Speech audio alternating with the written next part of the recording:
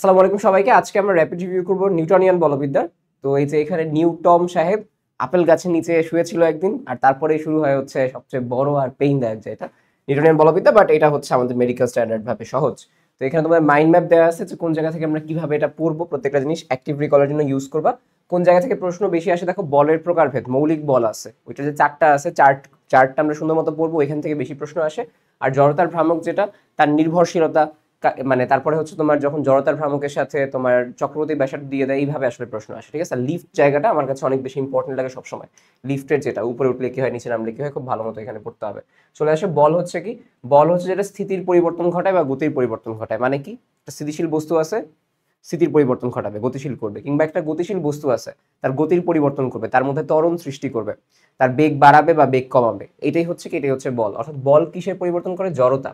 জড়তাকে বলা হয় হচ্ছে তোমার বসে আছে যেটা স্থিতিশীল, তার মতো ইন্ডিকেট করে। তাহলে বল হচ্ছে কার পরিবর্তন করে? জড়তার পরিবর্তন করে, এদের পরিবর্তন করে। আচ্ছা, জড়তার সাথে সম্পর্ক কার আছে? ভর। এবং গতি জড়তার সাথে সম্পর্ক কার? ভরবেগ। অর্থাৎ যার জড়তা মানে ভর যত বেশি, একটা ভারী বস্তুর জড়তা অনেক বেশি, মানে কি সহজে ঠেলা যায় না। আর যদি আমি বলি কোন একটা বস্তুর ভরবেগ বেশি, এর মানে কি তার গতি জড়তা বেশি। ভরবেগ বেশি থাকা মানে কি তাকে থামানো কষ্ট আমার পক্ষে। ঠিক আছে, থামাতে হলে বেশি বল প্রয়োজন হবে। তাহলে যার ভর বেশি তার জড়তা বেশি, ভর জড়তার সমানুপাতিক। যার ভরবেগ বেশি তার গতি জড়তা বেশি, অর্থাৎ ভরবেগ গতি জড়তা সমানুপাতিক। এই কথাগুলো বলের ক্ষেত্রে আসে, আর এই হচ্ছে বল কার কার পরিবর্তন ঘটায় এটা বলা হয়েছে। তো আমরা যদি বলি বল যেটা, বল সমান সমান আমি কি জানি? বল সমান সমান জানি হচ্ছে যে ভাই এফ সমান সমান এম এ, রাইট? এফ সমান সমান এম এ তো আমরা জানি। এখন বলের বৈশিষ্ট্যটা কি আসলে দেখো, বল হচ্ছে ত্বরণ সৃষ্টি করে, রাইট? বল ত্বরণ সৃষ্টি করে, বল বিকৃতি ঘটাতে পারে। মানে কি, একটা বস্তু আছে, ওই বস্তুকে টানলাম, তাহলে কি বস্তুর বিকৃতি হইলো। বস্তুর হচ্ছে বল কিভাবে কাজ করে? জোড়ায় জোড়ায় ক্রিয়া করে। এই যে আমরা আসলে বলি যে তুমি মানে তোমাকে হচ্ছে পৃথিবী আকর্ষণ করতেছে, ঠিক আছে, তুমিও পৃথিবীকে তো আকর্ষণ করতেছো, অর্থাৎ একটা বল জোড়ায় জোড়ায় কাজ করে, নিউটনের তৃতীয় সূত্র থেকে আসে।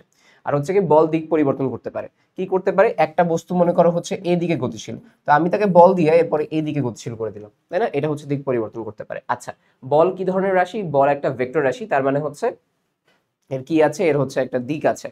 সো এই হচ্ছে আমাদের কথা। তপন স্যার এই রিলেটেড এখানে মানে তপন স্যার থেকে এখানে কিছু ইনফরমেশন নিয়ে আমি যেটা হচ্ছে একসাথে মার্চ করছি। ঠিক আছে, এই হচ্ছে বলের বৈশিষ্ট্য, চারটা বৈশিষ্ট্য ভালোভাবে দেখবা।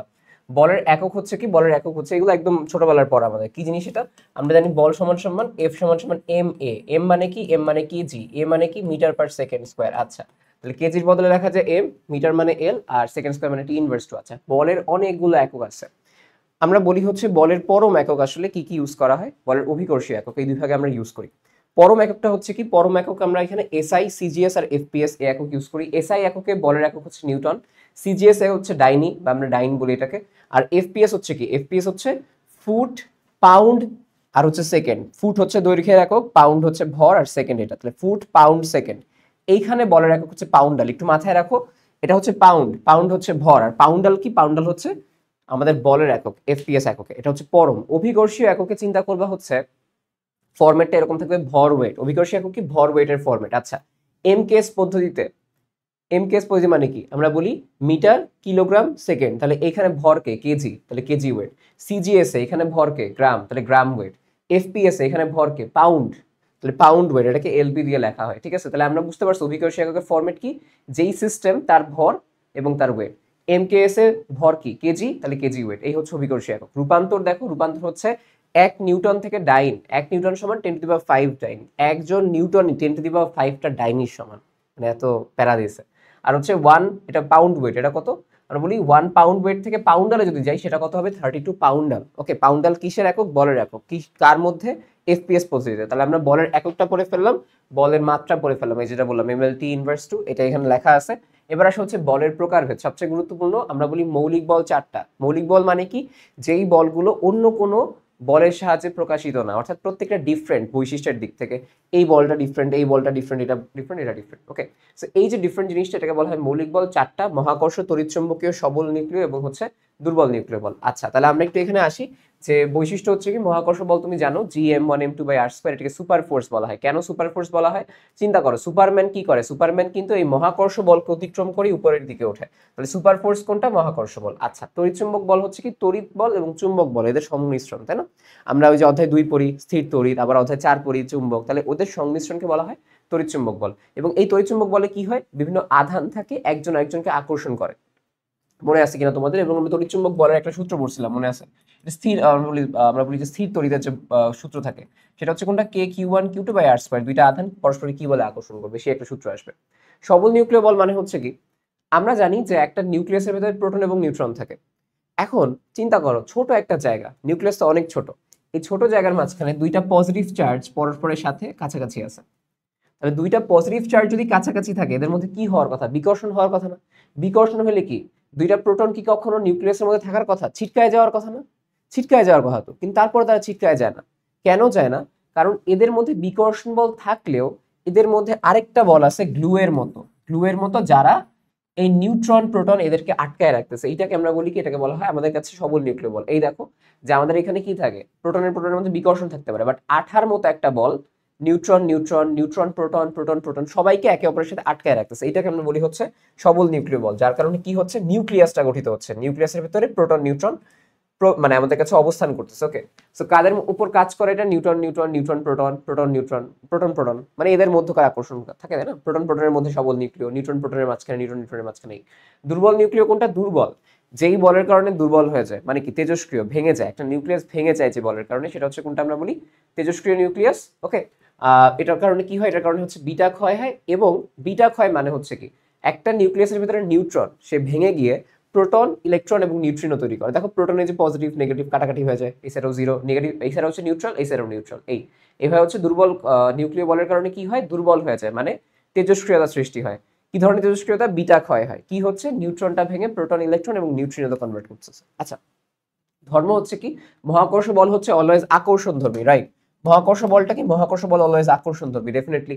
কারণ এটা মানে আমরা কি জানি যে মহাবিশ্বের দুইটি কণা পরস্পরকে আকর্ষণ করে, তাহলে আকর্ষণধর্মী। আর এবার যেটা তড়িৎ চুম্বকীয়, আকর্ষণ বিকর্ষণ দুইটাই করতে পারে। কেন? পজিটিভ নেগেটিভ আকর্ষণ করে, দুইটা পজিটিভ পজিটিভ বিকর্ষণ করে, বা দুইটা নেগেটিভ নেগেটিভ বিকর্ষণ করে, সেম। সবল নিউক্লিয় শুধুমাত্র আকর্ষণ করে, চিন্তা করো, বিকর্ষণ করলে তো আর এখানে থাকতে পারতো না। তাই সবল নিউক্লিয় আঠা সবসময় কি করে? আকর্ষণ করে না? সবল নিউক্লিয় সবসময় গ্লু বা আঠার মতো চিন্তা করবে, তাহলে এটা হচ্ছে আকর্ষণ করে। আর দুর্বল নিউক্লিয় কি করে? দুর্বল নিউক্লিয় আকর্ষণ বিকর্ষণ দুইটাই করে। সো সিকোয়েন্সটা মনে রাখবা, আকর্ষণ আকর্ষণ বিকর্ষণ আকর্ষণ আকর্ষণ বিকর্ষণ, ঠিক আছে? এই স্টেপটা মাথায় রাখবা। বিনিময় কণা, অর্থাৎ কোন কণার বিনিময়ে কাজ করে, লাইক আমি যদি কাউকে হচ্ছে একটা টাকা দেই, সে আমাকে রুটি দিল, তাহলে এইভাবে একটা বিনিময় হচ্ছে টাকা। তো একইভাবে মহাকর্ষ বল কার বিনিময়ে কাজ করে? গ্র্যাভিটন, এই যে গ্র্যাভিটি, মহাকর্ষ, গ্র্যাভিটন। তড়িৎচুম্বকীয় বল কার ক্ষেত্রে কার মাধ্যমে কাজ করে? প্রভাবিত, আমরা বলি যে বিনিময় করা, ফোটন। কারণ আমরা কি জানি, ফোটন কিন্তু তড়িৎচুম্বকীয় রশ্মির মধ্যে থাকে, তাহলে তড়িৎচুম্বকীয় বল ফোটনের মাঝখানে কাজ করে। ফোটনের বৈশিষ্ট্য দেওয়া আছে, ফোটন হচ্ছে ক্ষুদ্র, ভরহীন এবং চার্জহীন। ক্ষুদ্র, ভরহীন, চার্জহীন। আচ্ছা, সবল কোনটা? সবল হচ্ছে কারা? মেন বা পুরুষরা হচ্ছে যত সবল হয়ে থাকে, তাহলে কি বলবো? মেন বা মেজন, এটা হচ্ছে সবল নিউক্লিয়। আর দুর্বল নিউক্লিয় হচ্ছে কোনটা? এটা হচ্ছে WZ বোজন, এটা আমরা জ্যোতির্বিজ্ঞানে পড়বো জিনিসটা কি। ওকে, সো এটা তোমরা বুঝতে পারবা যে বোজন। প্রভাবিত কণা হচ্ছে কোনটা? সমস্ত পদার্থকে প্রভাবিত করে, অর্থাৎ মহাবিশ্বে যা আছে সবার উপর কাজ করে, সেটা এই একটা আমার হাত হোক, এই একটা কলম হোক, সবার মধ্যে কি আকর্ষণ আছে। আর তড়িৎচুম্বকীয় কার মধ্যে কাজ করে? শুধুমাত্র আধান। চিন্তা করো, পজিটিভ পজিটিভ না হলে কি আকর্ষণ বিকর্ষণ হবে? হবে না, তাহলে শুধুমাত্র আধানের উপর কাজ করে। সবল নিউক্লিয় কার উপর কাজ করে? দেখো, শুধুমাত্র নিউট্রন প্রোটনের উপর কাজ করে, যারা নিউক্লিয়াসে আছে। এবং দুর্বল নিউক্লিয় কার উপর কাজ করে? লেপটন কণার উপর কাজ করে। লেপটন একটা কণা আমরা পড়বো, ঠিক আছে, জ্যোতির্বিজ্ঞানে। কিন্তু লেপটন মানে কি? লেপটাই দিচ্ছে। লেপটানো মানে কি? একদম ভেঙে দুর্বল, এত দুর্বল করছে যে মানুষটা লেপটায় গেছে, মাটির সাথে মিশে গেছে। তাহলে দুর্বল নিউক্লিয় কার উপর কাজ করে? লেপটন, ঠিক আছে, লেপটন, লেপটাই দিছে, মানে একদম মাটির সাথে শোয়াই দিছে, কোন একটা অবস্থা। পারলাম। মহাকর্ষ অসীম, ওই যে বলছিলাম যে এই যে R², এখানে R² অসীম পর্যন্ত কাজ করে, তড়িৎচুম্বকে অসীম পর্যন্ত কাজ করে। আর সবল নিউক্লিয় কি? শুধুমাত্র নিউক্লিয়াসের মধ্যে কাজ করে, নিউক্লিয়াসের এই রেঞ্জটা তার মধ্যে। এটা কত? 10⁻⁻15 মিটার। আর দুর্বল নিউক্লিয় আরো ছোট জায়গায়, 10⁻16 মিটার। তোমরা যে ভুলটা করো, -16 এটাকে মনে করো বড়, বাট এটা কিন্তু ছোট, 10⁻16, মাইনাসে বড় আছে। দুর্বল নিউক্লিয় কম দূরত্বে, সবল নিউক্লিয় আরেকটু বেশি, ঠিক আছে? তোমরা হচ্ছে এক্সচেঞ্জ করে দাও, এক্সচেঞ্জটা করো না। সবলতা কি যদি আমি বলি, মহাকর্ষ বল হচ্ছে সবচেয়ে দুর্বল বল, ঠিক আছে? মহাকর্ষ বল হচ্ছে সবচেয়ে দুর্বল বল। ওকে, সো মহাকর্ষ সবচেয়ে দুর্বল। মহাকর্ষ বল যদি 1 নিউটন হয়, এরপরে কোনটা? সবল নিউক্লিয় হবে 10⁻41 নিউটন। তড়িৎচুম্বকীয় হবে 10⁻39 নিউটন। আর দুর্বল নিউক্লিয় হবে 10⁻30 নিউটন। কথা হচ্ছে সবচেয়ে শক্তিশালী বল কোনটা? সবল নিউক্লিয়, ফার্স্ট। এরপরে সেকেন্ড শক্তিশালী তড়িৎচুম্বকীয়, এরপরে থার্ড শক্তিশালী দুর্বল, ফোর্থ হচ্ছে মহাকর্ষ। দুর্বলটা কিন্তু সবচেয়ে দুর্বল না, ঠিক আছে? দুর্বলটা নামে দুর্বল হইতে পারে, বাট তারপরে দেখো মহাকর্ষের চাইতেও 10⁻30 গুণ বেশি শক্তিশালী। এবার আসো হচ্ছে যে মহাকর্ষ মানেই হচ্ছে কি? মহাকর্ষ মানেই হচ্ছে গ্রহ নক্ষত্রের কথাবার্তা বলবে, ঠিক আছে? গ্রহ নক্ষত্রের কথাবার্তা বলবে। মহাকর্ষ মানে বস্তুর মধ্যে আকর্ষণ, জানি, এটা মহাকর্ষ বল বলা হয়। গ্রহ নক্ষত্র গ্যালাক্সি গঠনে কাজ করে, মহাকর্ষ মানে মহাকাশ রিলেটেড কথা বলছে। গ্রহের গতিপথ, গ্রহ কই থাকে মহাকাশে, তাহলে মহাকাশ রিলেটেড কথাবার্তা বললে মহাকর্ষ বল। আচ্ছা, সবল নিউক্লিয় বল কার জন্য কাজ করে? নিউক্লিয়াস গঠন করবে, তাই না? একটা নিউক্লিয়াস থাকে, এই যে প্রোটন নিউট্রন এগুলোকে ধরে রাখে, তাহলে নিউক্লিয়াস গঠন করে। আর দুর্বল নিউক্লিয় কি করে? নিউক্লিয়াস ভাঙন করে, মানে তেজস্ক্রিয়তা, তাহলে নিউক্লিয়াস ভাঙনের জন্য দায়ী। বাদ বাকি যা আছে তড়িৎচুম্বকীয়। কি করে তড়িৎচুম্বকীয়? ঘর্ষণ, স্পর্শ, স্প্রিং বল, রাসায়নিক বিক্রিয়া, পদার্থের অবস্থা, স্থিতিস্থাপক বল, এইগুলা। জাস্ট ভুল যেটা করবা না, তোমরা একটু বলে রাখি, আণবিক গঠন বললে এটা হচ্ছে কি তড়িৎচুম্বকীয়, নিউক্লিয়াসের গঠন বললে সেটা কি হবে? সবল নিউক্লিয়। আণবিক গঠন মানে কি ভাই একটু বলি তোমাকে। আণবিক মানে অণু গঠন করে, মানে সেখানে কি থাকে? মাঝখানে নিউক্লিয়াস থাকে আর তার বাহিরে হচ্ছে ইলেকট্রন থাকে, এইটা নিয়ে হচ্ছে আমাদের কাছে কি, এটা নিয়ে হচ্ছে আমার কাছে অণু গঠন হয়। তাহলে পজিটিভ নেগেটিভ কখন কাছাকাছি আসবে? যখন তড়িৎচুম্বকীয় বল থাকবে, তাই না? তাহলে এটা হচ্ছে আণবিক গঠন, ঠিক আছে। আচ্ছা, সো এই হচ্ছে আমাদের কাছে এখানে কথা। আমরা এখানে বলছি তোমাকে দুর্বল নিউক্লিয়াসের কারণে নিউক্লিয়াসটা ভেঙে যায়, এই যে ভেঙে যাওয়ার কথাবার্তা বলা হয়েছে। এবার চলে আসে ভরবেগ। ভরবেগ হচ্ছে কি? ভরবেগ একটা ভেক্টর রাশি, কারণ কি ভর ইন্টু বেগ। ভরবেগ মানেই হচ্ছে কি এম ইন্টু ভি ভেক্টর, ভর ইন্টু বেগ। আচ্ছা, তাহলে একক কি হবে? Kg metre per second. আচ্ছা, তাই মাত্রা কি হবে? কেজির বদলে এম মানে মাস, এরপরে হচ্ছে এল টি ইনভার্স 1। এই হচ্ছে আমাদের ভরবেগের একক এবং মাত্রা। ভরবেগ একটা ভেক্টর রাশি, এটা হচ্ছে গতি জড়তার সমানুপাতিক। আমরা প্রথমে বলছিলাম গতিশক্তির সাথে সম্পর্ক, এটা হচ্ছে প্রায়ই আসে। গতিশক্তির সাথে সম্পর্ক কেমন? E equal to p square by 2m। E হচ্ছে গতিশক্তি, গতিশক্তি কি হয়? হাফ এম ভি স্কোয়ার, তাই না? তাহলে গতিশক্তির সাথে সম্পর্ক কি? ই সমান পি স্কোয়ার বাই হচ্ছে 2m। এই হচ্ছে আমাদের সাথে ভরবেগ থেকে গুরুত্বপূর্ণ যা আসে। এবার আসে হচ্ছে নিউটনের গতিসূত্র। নিউটনের গতিসূত্র কয়টা? 3টা। আমরা বলি যেটা বল, ভর এবং হচ্ছে বেগের মধ্যে সম্পর্ক স্থাপন করে, ঠিক আছে। এখন বলতে পারো, তোমাকে আগে ফার্স্টে বলি নিউটনের গতিসূত্র কি। এখান থেকে আমরা দ্বিতীয় সূত্র থেকে পাই এফ সমান সমান এম এ। এখন তুমি বলতে পারো যে ভাই এই গতিসূত্রটা বল, ভর আর ত্বরণের মধ্যে তো সম্পর্ক স্থাপন করার কথা, বাট তোমাদের বইয়ে দিয়ে রাখছে বল, ভর, বেগ। ত্বরণ মানে কি? ত্বরণ মানে বেগের পরিবর্তন না, এটাই বুঝাইছে আর কি, যে বল, ভর, বেগের পরিবর্তন বা বেগের সাথে সম্পর্ক স্থাপন করে, ঠিক আছে। এটাই আসলে বলছে যে নিউটনের গতিসূত্র এই 3টা সূত্র স্থাপন করে। 3টা সূত্র কি কি আমরা ফার্স্টে বলি, যে বল না থাকলে স্থির বস্তু স্থির, সমবেগে থাকা বস্তু সমবেগে থাকবে। তো বল নাই, তাহলে স্থির বস্তু কি? স্থিরই আছে। সমবেগে থাকা বস্তু মানে কি? যার বেগ ভি আছে, ওর বেগের কি কোনো পরিবর্তন হবে? হবে না, কারণ এখানে বল নাই, ত্বরণ নাই, বল শূন্য ত্বরণ শূন্য, এটাই বলছে। এবার আসো দ্বিতীয় সূত্র, যেটা দ্বিতীয় সূত্র আমাদের কাছে বলছে, তোমাদের বাংলাটা এখানে পড়াবো, যে আমাকে বলছে এটা কি? ভরবেগের পরিবর্তন, m del v. M v হচ্ছে ভরবেগ আর এম ডেল ভি হচ্ছে কি ভরবেগের পরিবর্তন। তাহলে ভরবেগের পরিবর্তনের হার, হার মানে কি? সময় দিয়ে ভাগ দেওয়া। তাহলে ভরবেগের পরিবর্তনের হার প্রযুক্ত বলের সমানুপাতিক। এটাই বলছে আমাদের কাছে দ্বিতীয় সূত্র, যে ভরবেগের পরিবর্তনের হার প্রযুক্ত বলের সমানুপাতিক। যেখান থেকে আমরা একটা কে কনস্ট্যান্ট আনি যার মান 1, সেক্ষেত্রে M del V by T equal দিয়ে লিখি, আর del V by del T কি আসবে? এ আসবে, বেগের পরিবর্তন। তাহলে এম ইন্টু এ, এটা চলে আসে, তোমরা জানো। দ্বিতীয় সূত্র কি বলছে? প্রত্যেক ক্রিয়ায় সমান এবং বিপরীত প্রতিক্রিয়া আছে। যেমন তোমাকে যেরকম পৃথিবী 5 নিউটন বলে যদি আকর্ষণ করে, তুমিও পৃথিবীকে 5 নিউটন বলে আকর্ষণ করবা, ঠিক আছে। মানে প্রত্যেক ক্রিয়ারই সমান এবং বিপরীত ক্রিয়া আছে, এই হচ্ছে কথা। এবার আসে হচ্ছে আমাদের কাছে পেইন দেওয়া কিছু সমার্থক শব্দ, যে কোনটা দ্বারা কি প্রকাশ পায়। যে আমরা জড়তার মানে জড়তার আইডিয়া পাই কোন সূত্র থেকে? প্রথম সূত্র থেকে। তোমাকে বলবে বলের গুণ সম্পর্কে আইডিয়া পাওয়া যায় কোন সূত্র থেকে? দ্বিতীয় সূত্র থেকে, ঠিক আছে। সো এই টাইপের প্রশ্ন আসে, আমরা এই টাইপের প্রশ্ন হচ্ছে দেখবো এখন। তো আমাদের কাছে যেটা বলছিলাম, যে প্রশ্নটা হচ্ছে এইভাবে আসে, যে ভরবেগের নির্দেশক সূত্র সম্পর্কে জানা যায় কোন সূত্র থেকে? বলবা তৃতীয় সূত্র থেকে। এখন এটা তো বেশ পেইনফুল, এই জন্য আমরা কি করবো? এই জন্য আমরা যে কাজটা করবো, দেখো প্রথম সূত্রে থেকে আমরা যেগুলো জানতে পারি সেগুলো হচ্ছে সবগুলো একটা শব্দে। দেখো ভর, জড়তা, বল, ভরবেগ। ভরবেগ কি দুইটা শব্দ না? ভরবেগ একটা শব্দ, একসাথে না ভরবেগ। তাহলে এইগুলো আমরা প্রথম সূত্র থেকে জানতে পারি। দ্বিতীয় সূত্রে দেখবা সবগুলো দুইটা শব্দের আছে। একক বল সম্পর্কে জানতে পারি দ্বিতীয় সূত্র থেকে। বলের পরিমাপ বা বলের অভিমুখ সম্পর্কে জানতে পারি দ্বিতীয় সূত্র থেকে। বলের গুণ বা বলের প্রকৃতি দুইটা শব্দ। বলের একক দুইটা শব্দ, ঠিক আছে। এই হচ্ছে কথা। আর তৃতীয় সূত্র দেখো, বলের সংরক্ষণশীলতা নীতি 3টা, ভরবেগের নিরতার সূত্র 3টা। এইটা কিছু এক্সেপশনাল কেস আছে, যেমন বলের সংজ্ঞা নির্দেশক সূত্র। এখন আমাকে বলো, এখানে তো বলতে পারো ভাই এখানে 4টা আছে, বাট তুমি আমাকে বলো বলের সংজ্ঞাটা আসলে কোন সূত্র থেকে পাইছে? প্রথমটা থেকেই না? স্থির থাকলে স্থির, সমবেগে থাকলে সমবেগে, তাহলে এটাই তো বলের সংজ্ঞা। তাহলে বলের সংজ্ঞা লজিক্যালি চিন্তা করি প্রথম সূত্র থেকে। আচ্ছা, এবার আসে হচ্ছে এই দুইটা জাস্ট আমাকে আলাদা করে মাথায় রাখতে হবে। সেটা হচ্ছে কোনটা? সেটা হচ্ছে তোমাদের বলের সংজ্ঞা নির্দেশক সূত্র, বলের এই যে সরি বলের নিরপেক্ষ নীতি এবং বলের মান নির্দেশক সমীকরণ। আমাকে বলো বলের মান কি? এফ সমান সমান এম এ। তাহলে কোথা থেকে জানি? দ্বিতীয় সূত্র থেকে। আচ্ছা, বলের নিরপেক্ষ নীতি, জাস্ট এইটাই আসলে তোমাকে মনে রাখতে হবে। বলের নিরপেক্ষ নীতি বা ভৌত অনির্ভরশীলতা, বলের নিরপেক্ষ নীতি বা ভৌত অনির্ভরশীলতা সম্পর্কে জানা যায় আমি কোন সূত্র থেকে? দ্বিতীয় সূত্র থেকে। That's it. বাদ বাকি তিনটা দিয়ে কাজ করবে। তৃতীয় সূত্রের ব্যবহার দেওয়া আছে, রকেটের উপরে ওঠা, ঘোড়ার গাড়ি চলা, নৌকা চলা, বন্দুক যে তুমি গুলি করলা, পেছনে চলে আসলে পশ্চাৎ বেগে, সেইটা। পাখির ওড়া, লং জাম্প, টেবিলের উপর বই রাখা, হাঁটা, লিফট, এই সকল হচ্ছে নিউটনের তৃতীয় সূত্রের ব্যবহার বা উদাহরণ। ঠিক আছে, আমরা হচ্ছে এই যে যা যা আছে বইয়ের অনেকগুলো পেজে পড়ে, এখানে একসাথে শেষ। এবার আসো হচ্ছে তোমার, আমরা বলি ঘাত বল এবং বলের ঘাতের মাঝখানে। ঘাত বল হচ্ছে অ্যাকচুয়ালি বল, আর বলের ঘাত হচ্ছে বলের বন্ধু। সে বলের, এই যে দেখো বলের ঘাত বলের বন্ধু, ঠিক আছে, এর দিয়ে মনে রাখতে পারো। সো আমরা কি বলি, ঘাত বল হচ্ছে অল্প সময়ে বৃহৎ বল দিলে সেটাকে বলা হয় ঘাত বল। তাহলে যেহেতু এটা বল, এর একক কি হবে, নিউটন বা kg metre per second square. এর সূত্র কি হবে, বলের সূত্রই হবে। এর মাত্রা কি হবে, বলের মাত্রাই হবে। এই যেগুলো আমাকে বলবা কি হবে, এটা ঘাত বলের মাত্রা, মানে বলের মাত্রা কি হবে, মানে টি ইনভার্স 2 আসবে। বলের ঘাত হচ্ছে কি বলের বন্ধু। কিভাবে বলের বন্ধু হয়েছে, সে হচ্ছে বল এবং তার সময়ের গুণফল দিয়ে প্রকাশ করে। দেখো আমরা বলি বল এবং সময়ের যে গুণফল এফ ইন্টু টি, এটাকে বলা হয় কি বলের ঘাত। তাহলে এই এফ ইন্টু টি মানে কি, ভরবেগের পরিবর্তন বা এম ইন্টু ডেল ভি। তাহলে এই বলের ঘাতের একক কি হবে, ভরবেগের একক কি হবে, ভরবেগের একক কি, কেজি মিটার পার সেকেন্ড, তাই না? যেহেতু বলের ঘাতটা আসলে ভরবেগের পরিবর্তন, এককও হচ্ছে ভরবেগ, তাহলে কেজি মিটার পার সেকেন্ড, মাত্রা কি হবে, এটাও আমাকে হিসেবে দিবা যে এটা হচ্ছে ভরবেগের মাত্রা, যেটা এম এল টি ইনভার্স 1। ওকে, এবার আসা হচ্ছে ভরবেগের সংরক্ষণ সূত্র মানে কি। এটা তৃতীয় সূত্র থেকে আসে, তাই না? ভরবেগের সংরক্ষণ সূত্র তিনটা আছে, তৃতীয় সূত্র।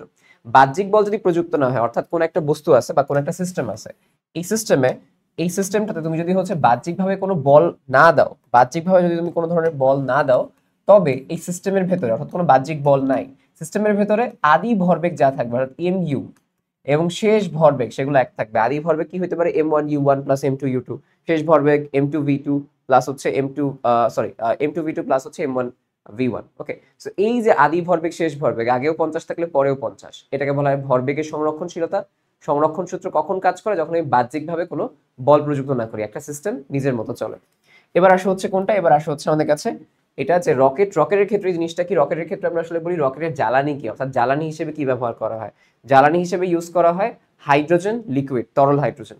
দহন করা হয় কি দিয়ে, দহন করি কি দিয়ে, আমরা অক্সিজেন দিয়ে। কিন্তু চিন্তা করো মহাকাশে তো বাতাস উড়ে যাওয়ার কথা, তাই আমরা অক্সিজেন নেই তরল হিসেবে, তাহলে দহন হচ্ছে অক্সিজেন। ওকে, আচ্ছা, রকেটের ত্বরণ যেটা, রকেট হচ্ছে মনে করো উপরের দিকে ত্বরণ পাবে, তার ত্বরণটা কি হবে, ত্বরণ হবে 1/m into del m by del t into v. 1/m কি, একটা রকেট খালি অবস্থায়, অর্থাৎ জ্বালানি ছাড়া তার যে ভরটা হবে সেটা হচ্ছে 1/m, মানে এটা হচ্ছে m। Okay, del m by del t এটা হচ্ছে কি, এটা হচ্ছে জ্বালানি পোড়ানোর হার, অর্থাৎ প্রতি সেকেন্ডে কি পরিমাণ জ্বালানি পোড়াচ্ছে, এটা হচ্ছে কি, এটা হচ্ছে জ্বালানি পোড়ানোর হার।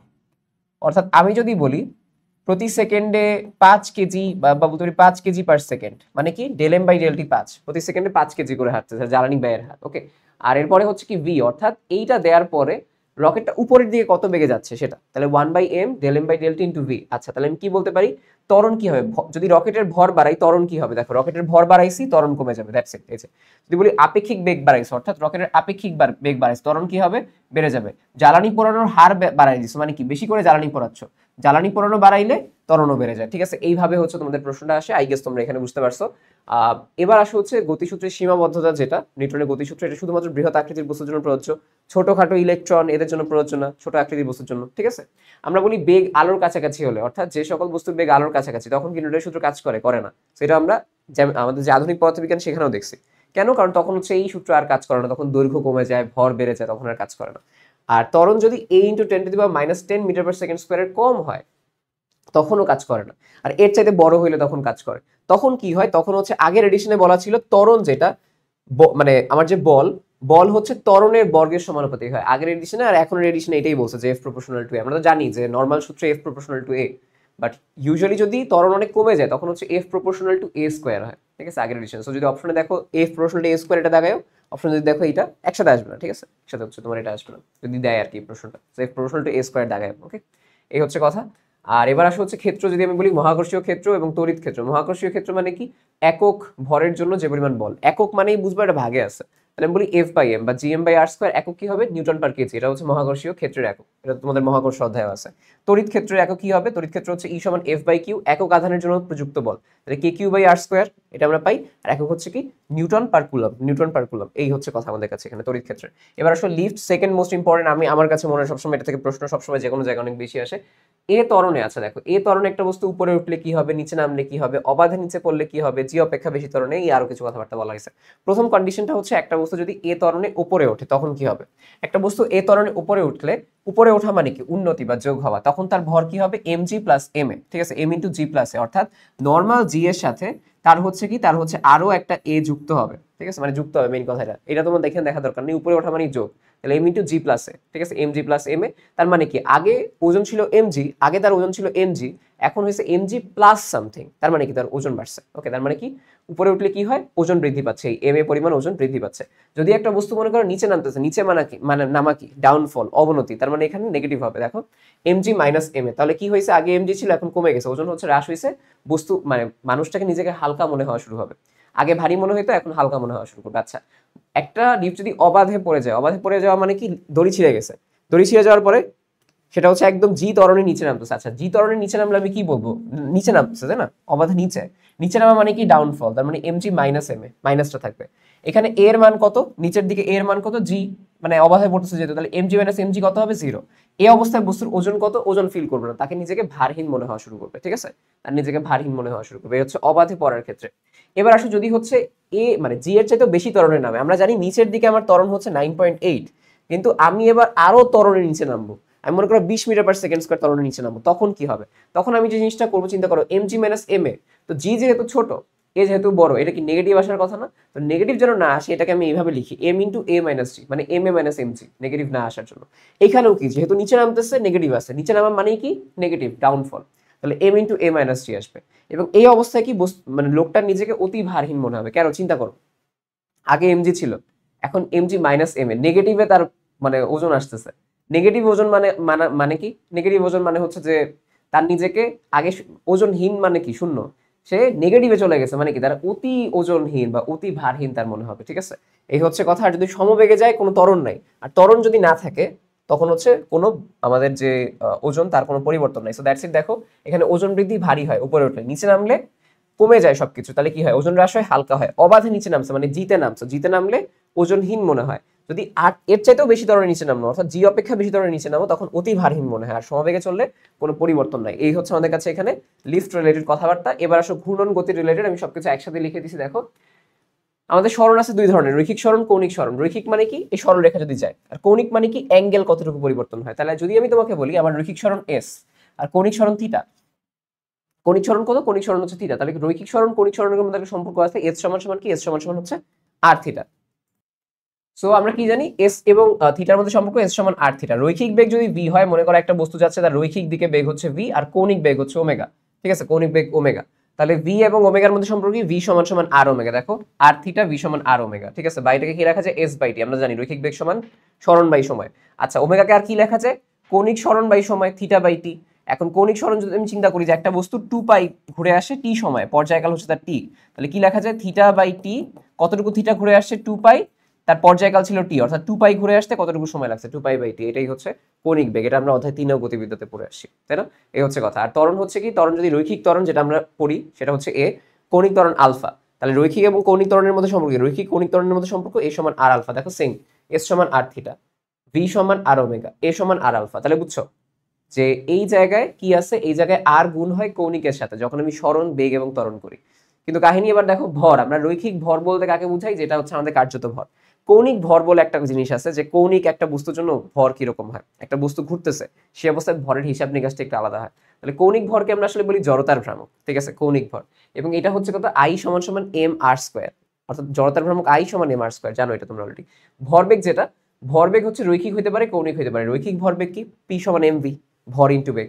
কৌণিক ভরবেগ কি হবে, কৌণিক ভরবেগ হচ্ছে এটার সাথে আর গুণ হয়, একদম সোজা সোজা কথা আমি যদি তোমাকে বলি, কৌণিক ভরবেগ এল সমান সমান কি, এটা হচ্ছে এমভি ছিল, এটা হবে এমভি আর, এটা কি হবে, এটা হবে এমভি আর। দেখো এটাকে কি লেখা যায়, আর ক্রস পি ভেক্টর, আর আর এমভি, ঠিক আছে। এটাকে আমরা যদি ক্রস প্রোডাক্ট হিসেবে লিখি কিভাবে হবে, আরটা আগে, এটা মাথায় রেখো, পি ক্রস আর না কিন্তু, আর ভেক্টর ক্রস পি ভেক্টর, বা এটাকে কি লেখা যায়, আই ওমেগা। কিভাবে চিন্তা করো, এটা হচ্ছে রৈখিক বেগ, রৈখিক ভরবেগ পি, এটা হচ্ছে কৌণিক ভরবেগ এল, এটা কি রৈখিক ভর এম, তাহলে এখানে কি আসবে, কৌণিক ভর আই, এটা কি রৈখিক বেগ ভি, এটা কি কৌণিক বেগ ওমেগা। দেখছো, তাহলে এই সূত্র থেকেও আমি কৌণিক বেগ ভরবেগের সূত্রে আসতে পারি, জাস্ট কৌণিকগুলো রিপ্লেস করছি, পি এল, এম এর জায়গায় আই, ভি এর জায়গায় ওমেগা, ঠিক আছে। এই হচ্ছে একটা সূত্র আই ওমেগা, এই হচ্ছে আরেকটা সূত্র এম ভি আর।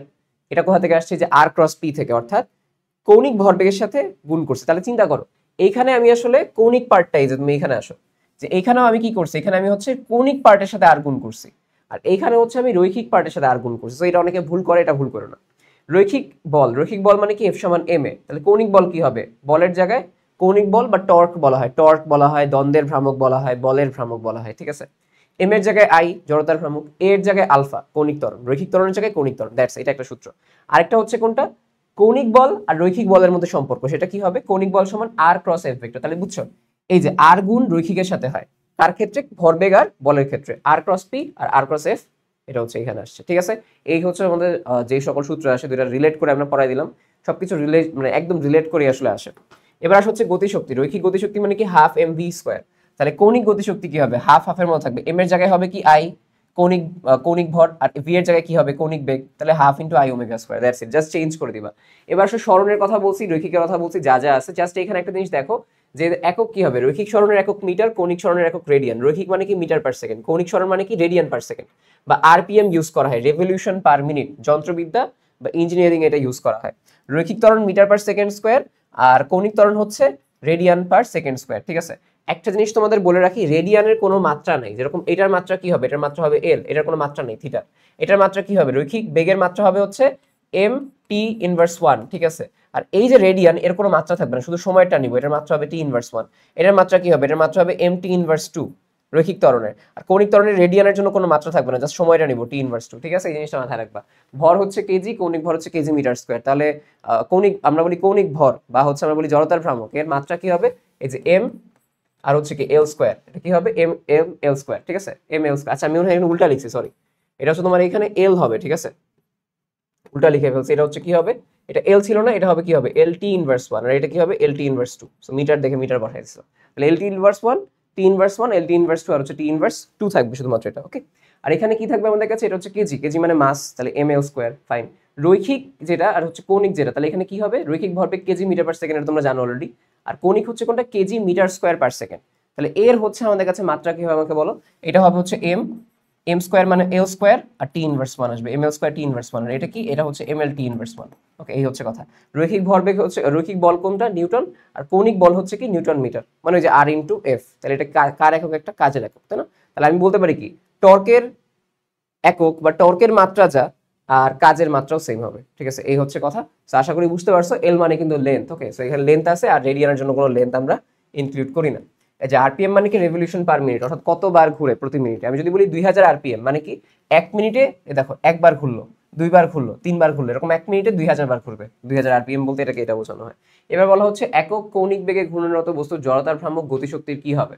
দেখো তাহলে আমি কি বলতে পারি, যে এখানে জড়তার ভ্রামক এবং গতিশক্তির মধ্যে সম্পর্ক স্থাপন করছে, মানে কি হাফ আই ওমেগা স্কোয়ার সমান সমান গতিশক্তি। কি বলছে এখানে, জড়তার ভ্রামকের সাথে গতিশক্তি কখন, একক কৌণিক বেগ, একক কৌণিক বেগ মানে ওমেগা সমান 1, তাহলে কি বলতে পারি ই সমান সমান হাফ আই, এটা আসে। এখন র আছে কার সাথে, আমি বলছিলাম কি যার সাথে, এই যে দেখো জড়তার ভ্রামক এর সাথে র নাই, এর সাথে কিন্তু র নাই, জড়তার এই র দেখা বইল না, জড়তার ভ্রামকের সাথে র নাই, গতিশক্তির সাথে র আছে। তো কি বলছিলাম, যার সাথে র নাই তার সহগ এক রাখতে হবে। তাহলে দেখো জড়তার ভ্রামকের সাথে সহগ হচ্ছে কি আছে, হাফ আছে, তাহলে এটা রাখা যাবে না, কি করতে হবে, আমি এই সাইডে নিয়ে গেলাম, লিখবো 2e সমান সমান আই। এবার হয়েছে এটা যে জড়তার ভ্রামকের সাথে র নাই, তাহলে সহগ হচ্ছে এক। এটা কেন বলছি, নাহলে ভুল করে ফেলবো তোমরা, এটাকে অর্ধেক বসাই ফেলবো অনেক সময়, যে অর্ধেক দেখছে অর্ধেক বসাই দিই, এখন কিন্তু হবে না। এখন কি আছে দেখো, আমরা বলি জড়তার ভ্রামক যদি বলা হয় গতিশক্তির দ্বিগুণ, এই দেখো গতিশক্তির কি দ্বিগুণ, এই হচ্ছে কথা, গতিশক্তির দ্বিগুণ, গতিশক্তির দ্বিগুণ, ওকে। তো যার সাথে র থাকবে তার সাথে অন্য সহগ, যার সাথে র নেই তার পাওয়ার সবসময় এক রাখবা, ঠিক আছে, বা তার সহগ সবসময় এক রাখবা। আচ্ছা কৌণিক গতিতে নিউটনের সূত্র সেম কথা, আগে বলছিল নিউটনের সূত্র বল না থাকলে স্থির বস্তু স্থির, সমবেগে থাকা বস্তু সমবেগে চলবে। এখন জাস্ট তার আগে কৌণিক বসাই দাও, কৌণিক বল না থাকলে স্থির বস্তু স্থির, সমকৌণিক বেগে বস্তু সমকৌণিক বেগে চলবে। এবার দেখো আগে ছিল বল, এখন হবে কৌণিক বল, আগে ছিল ভরবেগ, এখন কি হবে কৌণিক ভরবেগ, তাই না। তাহলে আমি বলতে পারি কি, আমার যে কৌণিক ভরবেগের পরিবর্তনের হার, এটা হচ্ছে প্রযুক্ত কৌণিক বলের সমানুপাতিক, ঠিক আছে। কৌণিক ভরবেগের পরিবর্তনের হার প্রযুক্ত কৌণিক বলের সমানুপাতিক। আর কি, প্রত্যেক ক্রিয়ামূলক কৌণিক বল বা টর্কের সমান এবং বিপরীত ক্রিয়ামূলক কৌণিক বল বা টর্ক আছে। এই হচ্ছে আমাদের কাছে এখানে নিউটনের কৌণিক গতির সূত্র, যে সূত্রটা সেটা, ওকে। একদম সেম প্রথমটার মতো, প্রথম সূত্র যেটা আমি তোমাকে বললাম ওই সেম ভাবে এটা হচ্ছে আমাদের নিউটনের সূত্র ছিল, আর এটা হচ্ছে কৌণিক সূত্রটা ছিল। আচ্ছা আমরা বলি জড়তার ভ্রামক, জড়তার ভ্রামক মানে হচ্ছে কি, এটা আসলে একটা কৌণিক ভর, ওকে। সূত্র হচ্ছে কি আই সমান এম আর স্কোয়ার, একক হচ্ছে কি কেজি মিটার স্কোয়ার। তাহলে এর মাত্রা কি হবে? মাত্রা হবে হচ্ছে এম এল স্কোয়ার, তাই না? আমরা তো এটা এখানে দেখে আসছিলাম, মনে আছে তোমার? এখানে এই যে এটা দেখে আসছিলাম এম এল স্কোয়ার। সো এটা আমরা এখানে আবার দেখতেছি। সো এই হচ্ছে এম এল স্কোয়ার। এবং এই যে জড়তার ভ্রামক, এটা আসলে নির্ভর করে কতটা ঘুরাইতে কষ্ট। যার জড়তা বেশি, চিন্তা করো, যার জড়তা বেশি বা ভর বেশি তাকে ঘুরাইতে কষ্ট বা তাকে ঠেলতে কষ্ট। ঠিক একইভাবে যার জড়তার ভ্রামক বেশি তাকে ঘুরাইতে কষ্ট হয়। বুঝছো? জড়তার ভ্রামক একটা ভরের পরিমাণ না? তাহলে জড়তার ভ্রামক বেশি মানে কি? কৌণিক ভর বেশি। কৌণিক ভর যার বেশি তাকে কৌণিক গতি করা কষ্ট, ঘুরাইতে কষ্ট হয়। ঠিক আছে? তো এটাই বলা হয়েছে। জড়তার ভ্রামক কার উপর নির্ভর করবে? যত বেশি ভর তত বেশি জড়তার ভ্রামক। আর দূরত্ব, অর্থাৎ কোন একটা বস্তু মনে করো এম ভরের আছে, এম ভরের একটা বস্তু আছে আর দূরত্বে, তাহলে আমি কি বলবো? আই প্রপোর্শনাল টু এম এবং I proportional to r square, অর্থাৎ দূরত্বের বর্গের সমানুপাতিক হচ্ছে আমার জড়তার ভ্রামক। এটা নির্ভর করে কার উপর? তিনটা বিষয়ের উপর। একটা হচ্ছে ঘূর্ণন অক্ষ, অর্থাৎ কোন অক্ষ বরাবর ঘুরতেছে। চিন্তা করো, আমি একটা কলমকে এই বরাবর ঘুরাইতেছি, এখানে একটু দেখবা কষ্ট কম হয়, কিন্তু আমি যদি একটা কোণা থেকে ঘুরাই মনে হবে একটু কষ্ট বেশি হচ্ছে। তাহলে দেখো জড়তার ভ্রামক চেঞ্জ হয়ে গেছে এখানে। এই যে ঘোরানো কষ্ট বা সহজ, এটা কিন্তু জড়তার ভ্রামকের সাথে আমরা আমরা সংজ্ঞায়িত করি জড়তার ভ্রামক দিয়ে। ঘূর্ণন অক্ষের উপর নির্ভর করে ভরের বিন্যাস, অর্থাৎ এটা কলমের ভরের বিন্যাস। এরপরে হচ্ছে কি আছে? এরপরে হচ্ছে আমার কাছে মনে করো এই যে একটা মাউস আছে, এই মাউসের ভরের বিন্যাস একরকম, ভরের বিন্যাসের উপর একরকম। আকৃতি দেখো, এটার আকৃতি একরকম, এটার আকৃতি একরকম। সো এই তিনটা বিষয়ের উপর আমার জড়তার ভ্রামক নির্ভর করবে। এবার দেখো উপপাদ্য, অর্থাৎ জড়তার ভ্রামক বের করার জন্য দুইটা উপপাদ্য আছে, একটা লম্ব অক্ষ, একটা সমান্তরাল অক্ষ উপপাদ্য। লম্ব অক্ষ উপপাদ্য মানে হচ্ছে কি এক্স ওয়াই জেড লম্ব নিয়ে কাজ করে, যেখানে আমরা বলি আই জেড সমান I x plus I y. তোমরা জাস্ট এটা পড়ে রাখো, অনুশীলনী থেকে কিছু হচ্ছে তোমরা এখান থেকে অ্যাপ্লিকেশন দেখে রাখবা, তাইলেই হবে। সমান্তরাল অক্ষ উপপাদ্য কি? ধরো আমরা বলি আই সমান I g plus m h square, just সূত্রটা মাথায় রাখো। ঠিক আছে? মানে মনে করো জিনিসটা এরকম যে আমরা হচ্ছে সেন্টার বরাবর, অর্থাৎ এই যে সেন্টার বরাবর একটা বস্তুর, সেখানে হচ্ছে আমরা জড়তার ভ্রামক আই জি মাপি। ঠিক আছে? তাহলে তার থেকে নির্দিষ্ট দূরত্ব এইচ এর এই বরাবর আরেকটা অক্ষ বরাবর আমি তখন তার যে জড়তার ভ্রামক সেটা মাপি। সো আই সমান সমান I g plus m h square, h দূরত্বে, আর এম হচ্ছে কি ওই বস্তুটার ভর, আর কিছু না। ওকে, সো জাস্ট মাথায় রাখো লম্ব অক্ষ উপপাদ্য কি আর সমান্তরাল অক্ষ উপপাদ্য কি, এই জিনিসটা। এবার আসো কিছু অ্যাপ্লিকেশন। একটা সরু দণ্ড যার ভর হচ্ছে এম, দৈর্ঘ্য এল, তাহলে এটা যদি মাঝখান বরাবর আমি ঘুরাই জড়তার ভ্রামক হবে এম এল স্কোয়ার বাই 12। যদি সাইড থেকে ঘুরাই তখন হবে দেখো এম এল স্কোয়ার বাই 3। দেখো এম এল স্কোয়ার বাই 3 এর মান কিন্তু বড়, এম এল স্কোয়ার বাই 12 এর মান কিন্তু ছোট, তাই না? এটার মান তো ছোট আসবে, বড় দিয়ে ভাগ দিছি। এই জন্যই কি হয়, মাঝখানের আই এর মান কম আসে, ঘুরাইতে কষ্ট কম হয়। আর যখন আমি সাইডে চলে আসি তখন দেখো, তখন আমার জড়তার ভ্রামক বেশি হয়, ঘুরাইতে কষ্ট হয়। বুঝতে পারছো? এই জিনিসটা আসলে ফিলের ব্যাপার। জড়তার ভ্রামক হচ্ছে আমরা ফিল যে জিনিসটা করি এটাকে সূত্র দিয়ে প্রকাশ করি। আচ্ছা, যদি একটা রিং হয়, রিং এর ক্ষেত্রে কি হবে? রিং এর ভর মনে করো এম এবং তার হচ্ছে ব্যাসার্ধ হচ্ছে আর, এবং রিং এর মাঝখান বরাবর, অর্থাৎ এটা যদি রিং হয়, রিং এর মাঝখান বরাবর দিয়ে আমি হচ্ছে ঘোরাচ্ছি একে। ঠিক আছে?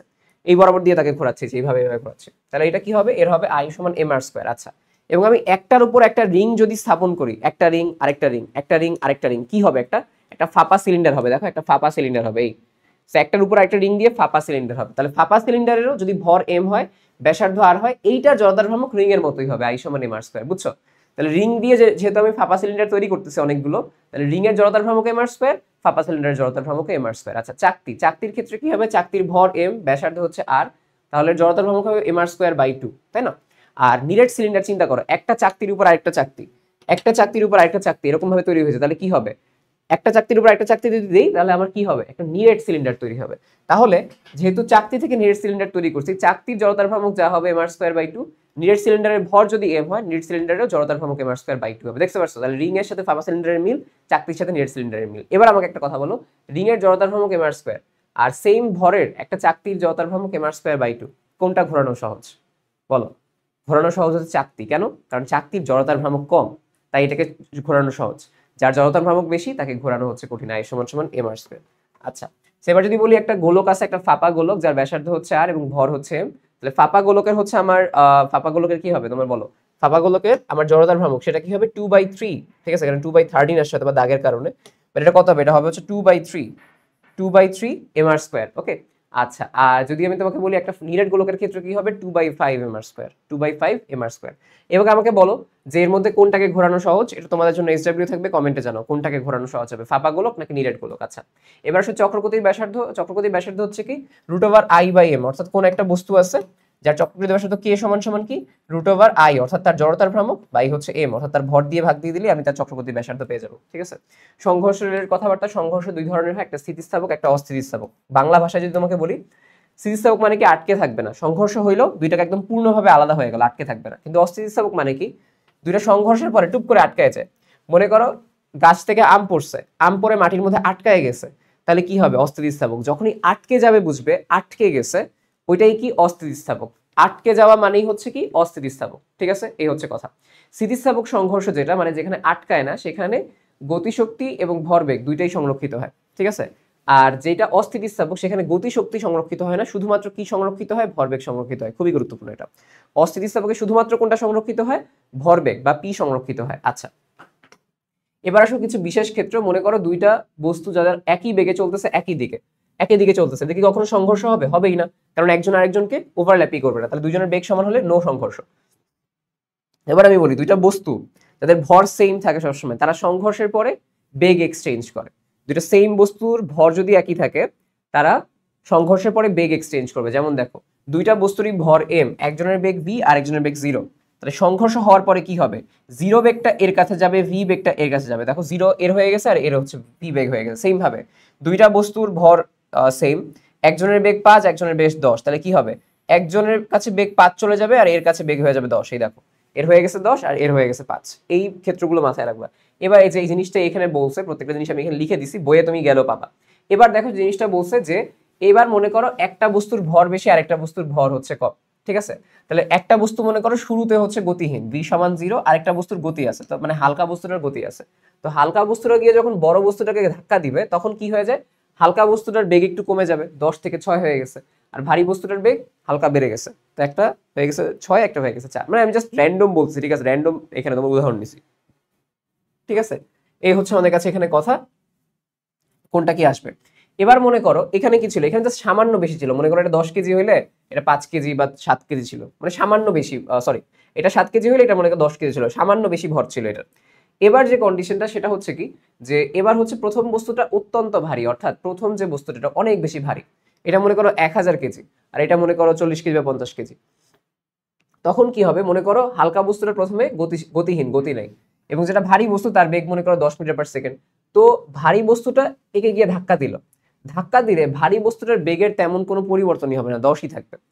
কিন্তু হালকা বস্তুটা ডাবল বেগ নিয়ে চলে যাবে, 10 × 2 20 মিটার পার সেকেন্ড বেগে অন্যদিকে চলে যাবে। তুমি একটা কাজ করবে, তুমি একটা বড় ফুটবল নিবা, ফুটবল নিয়ে ছোট যদি তোমার পিং পং বল থাকে, এটা ঠেলা দাও, দেখবা পিং পং বলটাকে অ্যাটাক করার পর পিং পং বলের গতি অনেক বেড়ে গেছে, কিন্তু যে ভারী বস্তুটা ওইটা আগের মতোই আছে। সংঘর্ষের পরে ওর বেগ আগের মতোই থাকে। এই যে আগে 10 ছিল, এখনো 10, এটাই বস্তু। দেখো যে সংঘাতের পর ভারী বস্তুরই বেগ প্রায় অপরিবর্তিত, অর্থাৎ আগেও 10 ছিল, এখনো 10। হালকা বস্তুরই ভারী বস্তুর প্রায় দ্বিগুণ বেগে ছুটে যায়, যে হালকা বস্তু যেটা ভারী বস্তুর দ্বিগুণ বেগে ছুটে যায়। এটা হচ্ছে আমাদের ওই সময়ের কন্ডিশন। ঠিক আছে, এই জায়গায় কি প্রথম বস্তুটা হচ্ছে অনেক বেশি ভারী, এই যে এটাই বলছে এখানে, প্রথম বস্তুটা দেখো অনেক বেশি ভারী, M1 M2 এর চাইতে অনেক বড়। আচ্ছা, এবার যদি এমন হয় যে এটা হচ্ছে অনেক ভারী একটা বস্তু, এটা হালকা বস্তু, আগে কি ছিল? ভারী বস্তুটা গতিশীল, হালকা বস্তু স্থিতিশীল। এবার ভারী বস্তুটা স্থিতিশীল, অনেক ভারী, আর এটা হচ্ছে হালকা বস্তু, যেটা হচ্ছে কি, যেটা হচ্ছে গতিশীল। তাহলে হালকা বস্তু যদি 10 মিটার পার সেকেন্ড বেগে দেই, ও সেম 10 মিটার পার সেকেন্ড বেগে বিপরীতে আসবে। এটাকে দেয়ালের কথা চিন্তা করো, যে ভারী বস্তু দেয়াল, হালকা বস্তু তোমার বল। তাহলে বলটাকে যখন মারো দেয়ালে, সে কি হয়?